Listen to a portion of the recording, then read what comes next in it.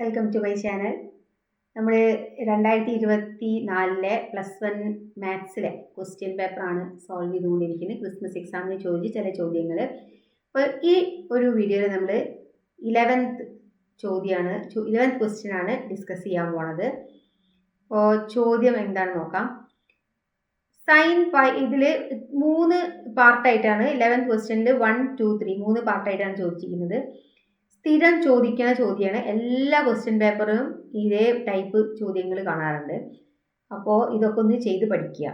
Sign pi plus x equal to dash എന്താണ് വരിക? Sine pi plus x equal to dash. അപ്പോൾ sine pi plus x എന്ന് പറഞ്ഞാൽ നമ്മൾ നോക്കാം ഏത് ക്വാഡ്രൻറ്റിലാണ്. പൈ എന്ന് പറഞ്ഞാൽ 180 പ്ലസ് എക്സ് അല്ലേ?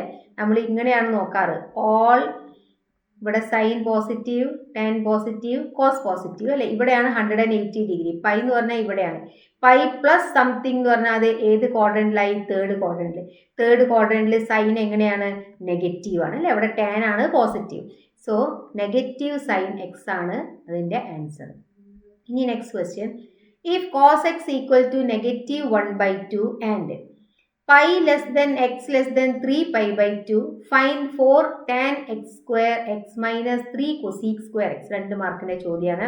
ശരിക്കും നമുക്ക് ടെക്സ്റ്റിലുള്ള ചോദ്യത്തിൽ ഇന്ന ട്രിഗ്നോമെട്രിക് ഫംഗ്ഷൻ ഇതിൽ belongs to third quadrant, second quadrant തന്നിട്ടുണ്ട്. പക്ഷെ ഇവിടെ ക്വാഡ്രന്റിന് പകരം എന്താ തന്നിരിക്കുന്നത്? Pi less than x less than 3π/2 എന്ന് വെച്ചാൽ തേർഡ് ക്വാഡ്രന്റ്.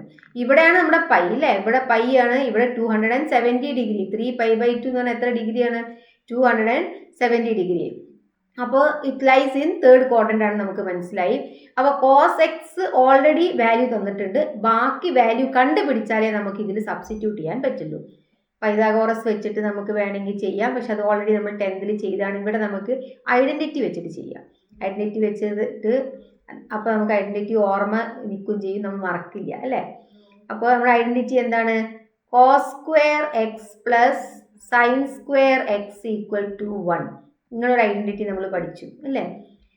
അപ്പോൾ കോസ് എക്സിൻ്റെ വാല്യൂ ഓൾറെഡി അവിടെ തന്നിട്ടുണ്ട്. -1/2 whole square plus sin² x എന്ന് പറയുന്നത് 1 ആണെങ്കിൽ sin² x എന്തായിരിക്കും? 1 minus 1/4 which is equal to 3/4 അല്ലേ? അപ്പോൾ sin² 3/4 ആണെങ്കിൽ sin x എന്തായിരിക്കും? √3/2 ആവും. പ്ലസ് ഓർ മൈനസ് √3/2 എന്താ വരിക? Plus or minus √3/2. ഇനി ഇവിടെ നോക്കണം നമുക്ക്. Plus or minus 2 ഇതിലെടുക്കാം.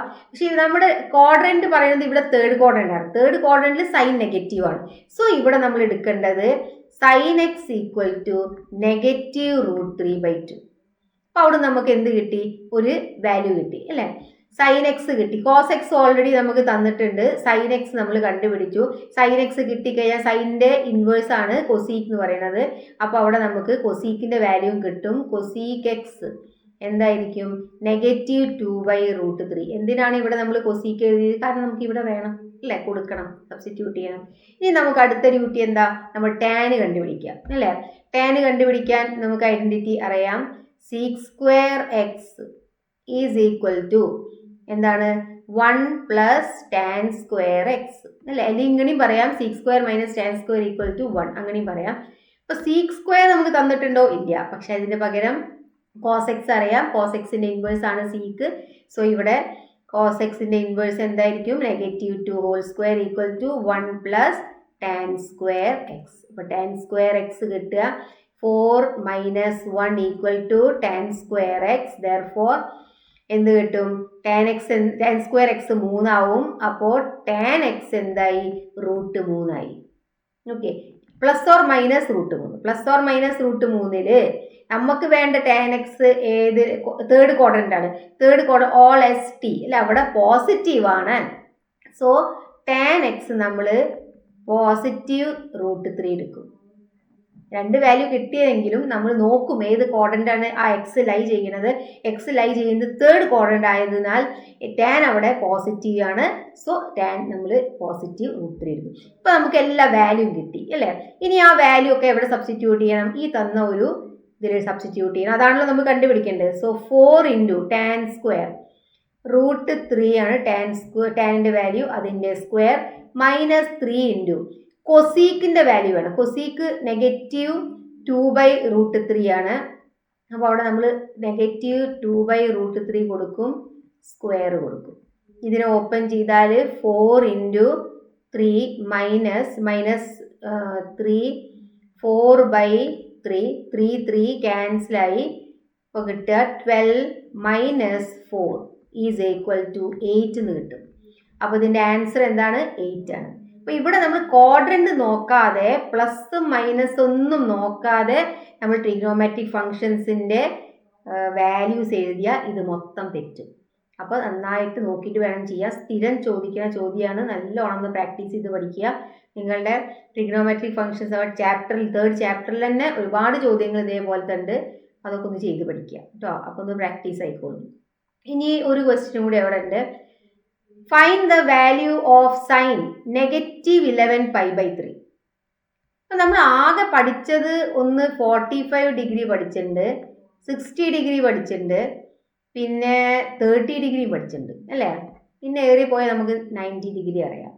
പക്ഷെ നമ്മൾ 11π/3 നമ്മൾ പഠിച്ചിട്ടില്ല. പക്ഷെ ഈ ഒരു ഈ ഡിഗ്രി എന്ന് പറഞ്ഞാൽ നമ്മുടെ 45 ഡിഗ്രി എന്ന് പറഞ്ഞാൽ π/4 ആണ്.